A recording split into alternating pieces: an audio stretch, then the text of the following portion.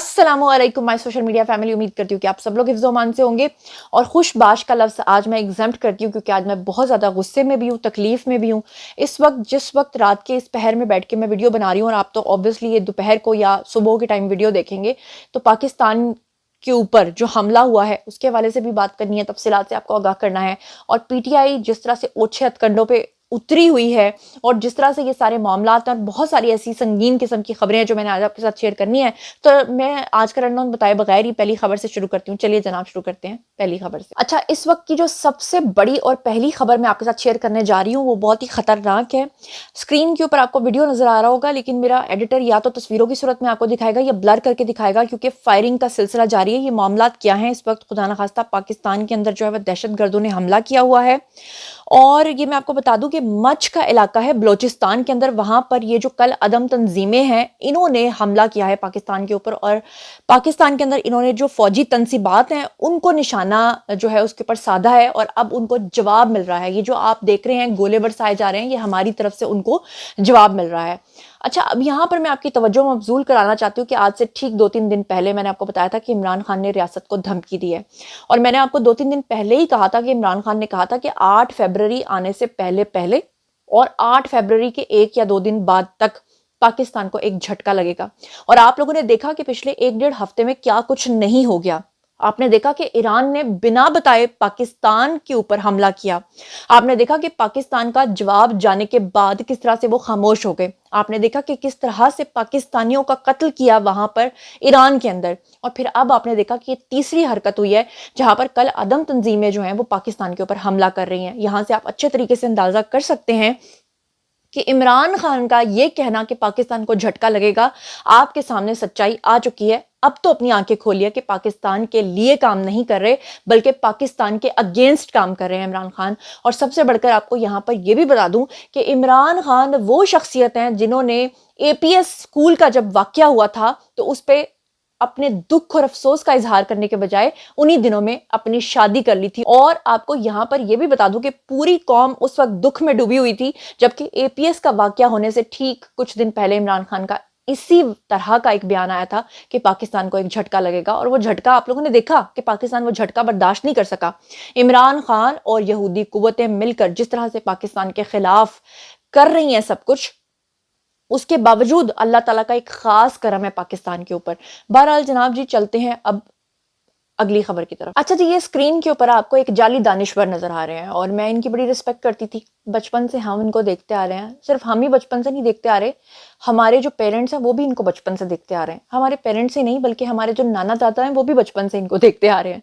जी हाँ, मैं बात कर रही हूँ अनवर मकसूद साहब की। बड़ी रिस्पेक्ट करती थी, लेकिन अफसोस के साथ कहना पड़ता है कि ये लंडे के दानिश्वर इस तरह के हैं। मुझे पता है कि मैं इस तरह के अल्फाज का इस्तेमाल कर रही हूँ और फिर मुझे कहा जाएगा कि आप लोग जो नई जनरेशन है बड़ों की इज्जत नहीं करते, लेकिन बड़ों को भी चाहिए कि वो अपनी इज्जत करवाएं। अब आए रोज कभी जिना का मजाक उड़ाते हैं, कभी पाकिस्तान का मजाक उड़ाते हैं, और इसके ऊपर जो ओवरसीज यूथी हैं वो तालियां बजाकर इनके प्रोग्राम्स को सुनते हैं और ये खुश होकर कहते हैं कि मैं बहुत बड़ा दानिश्वर हूं। ठीक है, ये इनका स्टाइल है बात करने का। अब ये मोहतरम स्क्रीन के ऊपर आप पढ़ सकते हैं, कह रहे हैं कि मैं जिंदा ही इस इलेक्शन के लिए हूं। वो कह रहे हैं ये इलेक्शन देखने के बाद मैं मर जाऊंगा। नहीं, वो कह रहे हैं ये इलेक्शन देखकर ही जाऊंगा, चाहे जैसा भी मौसम हो। 8 फरवरी को घर से निकलें, 76 बरस से आप घर पर बैठे हुए हैं। ये जो उनका जूम आईनी जुमला है ना कि 76 बरस से आप घर पे बैठे हुए हैं, इसका क्या मतलब है? क्या पहले लोग घर से बाहर नहीं निकलते, या क्या लोग वोट नहीं डालते? सब कुछ होता है, लेकिन उनका कहने का मकसद ये है कि घर से बाहर निकलिए ताकि इमरान खान को आप लोग वोट डालिए, और मैं जिंदा इसलिए हूं क्योंकि मैं 8 फरवरी का इलेक्शन देखकर जाना चाहता हूं। तो मैं आपको बता दूं सर कि आपसे बड़ी मेहरबानी है हाथ जोड़ के कि माशाल्लाह जो 2000 साल के आप हो चुके हैं, अभी ही आप इस दुनिया से जो है वो कूच फरमा लें। क्योंकि अगर आप ये समझते हैं कि 8 फरवरी को आपको आपकी मंशा के मुताबिक कोई ऐसी खबर सुनने को मिलेगी, तो ऐसा नहीं होगा। अगर आपको खुदा ना खास्ता दंदल पड़ गई या आपका कोई मसला ज़्यादा ख़राब हो गया तो आपकी तो एक्सपायरी डेट भी नहीं है। इसलिए बराए मेहरबानी आप अभी ही दुनिया से दारे फानी से कूच फरमा लीजिए, और 76 बरस को छोड़ के 7600 बरस तक ऊपर से आपकी रूह जो है वो हमें नीचे झांकती रहेगी। इंशाल्लाह फिक्र नहीं करनी। पाकिस्तान का जो हाफिज है ना वो हमारा अल्लाह है। वैसे तो जनरल हाफिज है, हाफिज का डंडा भी है, آپ نے فکر نہیں کرنی, آپ آرام سکون سے جائیے. اب بات کر لیتے ہیں جی عائشہ گل الئی کے حوالے سے. عائشہ گل الئی بڑی کنٹروورشل رہی ہیں. عائشہ گل الئی پی ٹی آئی سے رہی ہیں, اور آپ کو پتا بھی ہے کہ عمران خان کے ساتھ ان کا سکینڈل بھی آیا تھا, بالکل اسی طرح جیسے ریحام خان نے ان کے خلاف کتاب لکھی تھی, ہاجرہ خان نے کتاب لکھی تھی. تو عائشہ گل الئی نے بھی کہا تھا کہ عمران خان جو ہے وہ مجھے گندے میسیجز کرتا ہے. یہاں تک کہ عائشہ گل الئی نے یہ بھی کہا تھا کہ میرے ساتھ اگر کمرے میں ان کو بند کر دیا جائے تو 5 منٹ کے اندر میں بتاؤں گی کہ عمران خان کیا چیز ہے. اور اس کے بعد یہ کافی کنٹروورشل ہو گئی تھی.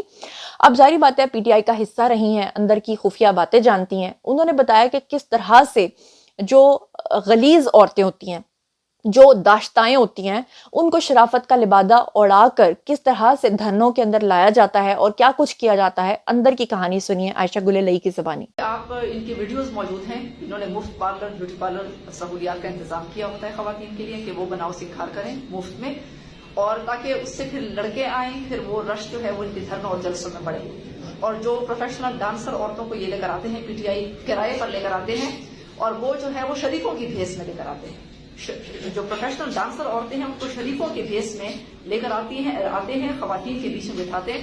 پھر جب وہ ڈانس شروع کرتی ہیں تو پھر آپ کو پتا ہے کہ پھر وہ شریف خواتین بھی ان کو دے کر ڈانس کرنا شروع کر دیتی ہیں. معذرت چاہتی ہوں, میں لگی ہوں گندی گندی گالیاں نکالنے. جسے کہتے ہیں نا کہ اصل کسی کتے کا بچہ اگر آپ دیکھنا چاہتے ہیں تو وہ ہے جی یہ شخص, یہ ٹنڈ والا آدمی, جو گھٹیا آدمی ہے, پاکستان کے خلاف, ریاست کے خلاف بدترین پروپیگنڈا کرتا ہے. کبھی کموڈ کے اندر بیٹھ کے ویڈیو بناتا ہے. یہ گنجا جس کے سر پہ آج تک بال نہیں آ سکے, کاش یہ اتنا غور اپنے سر کے بالوں کے لیے کرتا. امریکہ میں بیٹھ کر پاکستان کے خلاف بھونکتا ہے. ابھی آپ کو پتا ہے کہ 2 دن پہلے نون لیگ نے اپنا ایک جلسہ کیا, اور جلسہ کیا سیالکوٹ میں, اور سیالکوٹ کے اندر تاریخی کراؤڈ جمع ہوا. میرا تعلق سیالکوٹ سے, میں سیالکوٹ کی ایک ایک گلی, ایک ایک سڑک, ایک ایک کوچے سے واقف ہوں. پورے سیالکوٹی وہاں پر آئے. انہوں نے اتنا بڑا ہجوم تھا. اور اس کے بعد پاکستان کا واحد شہر ہے سیالکوٹ جس نے اپنا ایئرپورٹ خود بنایا, جس کی سڑکیں وہاں کے لوگ خود بناتے ہیں, جہاں کے سب سے زیادہ امیر لوگ ہیں.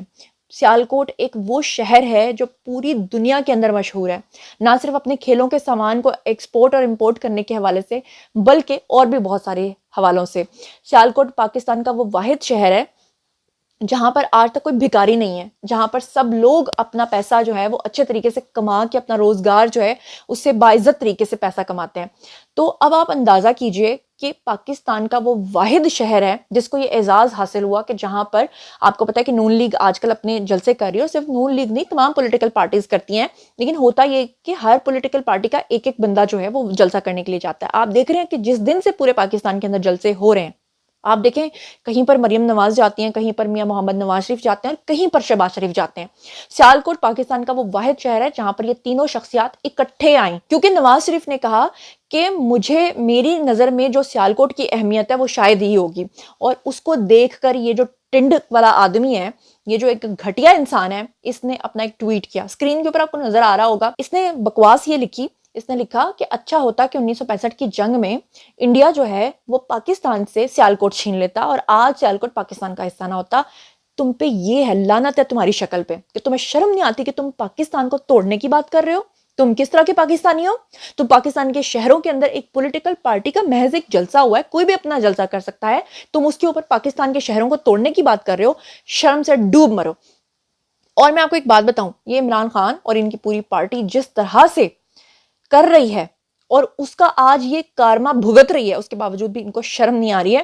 اور یہ وجاہت سعید نام کا یہ شخص ہے, اور امریکہ کے اندر بیٹھ کر یہ اس طرح کی ہرزہ سرائیاں کرتا ہے اور غلط حرکتیں کرتا ہے. ایسے نمک حراموں کے اوپر آپ بھی لعنت بھیجیے, میں بھی لعنت بھیج رہی ہوں. اور یہ جو دوسرا گھٹیا شخص ہے موعید پیرزادہ, یہ کیا بکواس لکھتا ہے؟ یہ لکھتا ہے کہ میرے والد کسی اچھے مغربی ملک میں کیوں نہیں ہجرت کر گئے, مجھے کیوں ایسے ملک میں پیدا کیا جس کا کوئی مستقبل اور پہچان ہی نہیں. تو پھر یہ وہ اپنے والد سے پوچھئے نا کہ وہ پیدا کرنے کے لیے پاکستان کیوں آئے, انہوں نے آپ جیسے گندے کیڑے کو پاکستان کے اندر پیدا کیوں کیا. امریکہ تو ویسے بھی آپ بھاگ چکے ہیں, امریکہ کے اندر آپ جو ہے پولیٹیکل اسائلم بھی لے چکے ہیں, تو پاکستان میں آپ کے والد کو گند کرنے کیوں آنا تھا؟ کیونکہ وہ کہتے ہیں نا کہ نیک اور بد ہر جگہ پہ موجود ہوتے ہیں, شاید اس بد نے آپ جیسے اس تخم کو یہاں پہ پیدا کرنا تھا. میں بہت معذرت چاہتی ہوں, مجھے بہت غصہ آ رہا ہے پاکستان کے خلاف.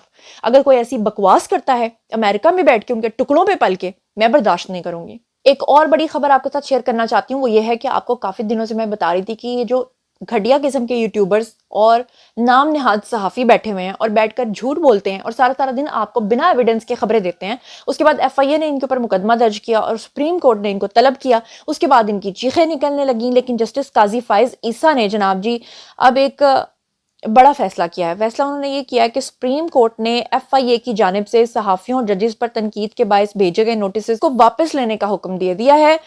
فتوے دینے والوں سے بدتر اور منفی سوچ کسی کی نہیں, یہ ازدہے بن چکے ہیں اور نفرت پھیلاتے ہیں, قبرستانوں تک نہیں چھوڑتے, یہ کہا ہے جی جسٹس قاضی فائز عیسیٰ نے. تو خیر اگر یہ واپس لینے کی بات کی جا رہی ہے تو میں اسے ایگری بالکل بھی نہیں کروں گی. وہ ٹھیک ہے کہ جسٹس قاضی فائز عیسیٰ نے اپنا بڑا پن دکھایا اور انہوں نے اس چیز کو واپس لینے کی بات کی ہے, لیکن میں کیا کہہ سکتی ہوں یہاں پر میں آپ کو بتاؤں کہ جسٹس مسرت ہلالی نے بھی اس کے اوپر جو ہے اپنے ریمارکس دیے. انہوں نے کہا کہ ہماری بدقسمتی یہ ہے کہ بہت سارے لوگوں نے کام کرنا چھوڑ دیا ہے, ان کا ذریعہ معاش جو ہے وہ یوٹیوب بن چکا ہے, تو یوٹیوب کے اوپر بیٹھ کر وہ اس طرح کی جھوٹی خبریں آپ تک پہنچاتے ہیں اور آپ لوگ سمجھتے ہیں کہ پتہ نہیں کیا سے کیا ہو گیا. کیا کہا انہوں نے, خود ہی سن لیجیے. کہ بدقسمتی ہماری یہ ہے کہ ہمارے بہت سارے لوگوں نے کام کرنا چھوڑ دیا, ان کا ذریعہ معاش بن گیا ہے کہ وہ دوسروں کو گالی دیں یوٹیوب کھول کے اور اس سے پیسہ کمائیں. وہ ملک کی عزت کے ساتھ کیا ہوتا ہے ان کو کوئی پرواہ نہیں ہے. یہ بڑے دکھ کی بات ہے, یہ بہت تکلیف دیتی ہے انسان کو. بات کر لیتے ہیں جی صنم جاوید کی, جو کہ ایک اپنی طرف سے وہ کیا بنی ہوئی تھی اور ان کو لگ رہا تھا کہ پتہ نہیں میں پی ٹی آئی کے دھرنوں میں رات کے 2:30 بجے تک بیٹھتی ہوں اور جو پرفارمنس میں وہاں دیتی ہوں اسی پرفارمنس کے بہاف پہ مجھے جو ہے وہ ٹکٹ مل جائے گا. اور پھر کس طرح سے ان کے والد نے پہلے خود اپنی بیٹی کو کنڈیم کیا, کہا کہ میری بیٹی غلط راستے پہ چل رہی تھی, اور جیسے ہی رال ٹپکی یہ سن کر کہ جی میری بیٹی کو ٹکٹ مل جائے گا اور میری بیٹی جو ہے مریم نواز بننے میں کامیاب ہو جائے گی, تو اس کے بعد پھر سے ریاست کے خلاف بدترین پروپیگنڈا شروع کر دیا. اور پھر آپ نے دیکھا کہ اب ایک کیس کے اندر اگر جو ہے وہ ضمانت ہوتی ہے تو دوسرے میں ان کو پکڑا جاتا ہے, کیونکہ اس وقت جو ادارے ہیں نا وہ صنم جاوید جیسی خواتین کو بالکل بھی ریلیکس کرنے کے موڈ میں نہیں ہے, بالکل بھی ان کو ریلیف دینے کے موڈ میں نہیں ہے. اب ایسے میں اس محترمہ کی ہو چکی ہے جی بس, اور بس ہونے کے بعد اس خاتون نے NA 119 سے دستبردار ہونے کا اعلان کر دیا ہے. اور اس کی جو تفصیلات ہیں وہ میں آپ کو بتا دیتی ہوں کہ NA 119 سے دستبرداری کا فیصلہ کیا ہے, اور فیصلہ ایسے وقت پر سامنے آیا ہے جب صنم جاوید کو ایک مقدمے میں ضمانت ملتے ہی دوسرے مقدمے کے اندر گرفتار کر لیا گیا. صنم جاوید جب باہر نکلی تو انویسٹیگیشن پولیس نے تھانہ شادمان میں درج مقدمے میں ان کو گرفتار کیا. اور میں آپ کو یہ بھی بتاتی چلوں کہ ان کے خلاف تھانہ ماڈل ٹاؤن کے اندر بھی ایک مقدمہ درج ہے.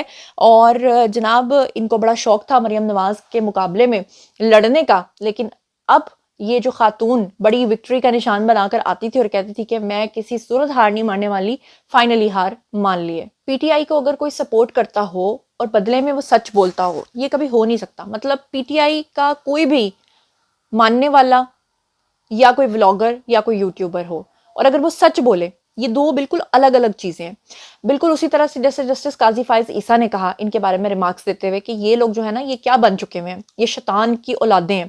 اور اب ایسے ہی ایک شیطان کا ایک ویڈیو آپ کو دکھانا چاہتی ہوں جی. نام ہے جی عمران ریاض خان عرف گیلا تتر. محترم جو ہیں وہ ایک طرف کہہ رہے ہیں پرویز الہی کے بارے میں کچھ اور دوسری طرف کہہ رہے ہیں جی پرویز الہی کے بارے میں کچھ.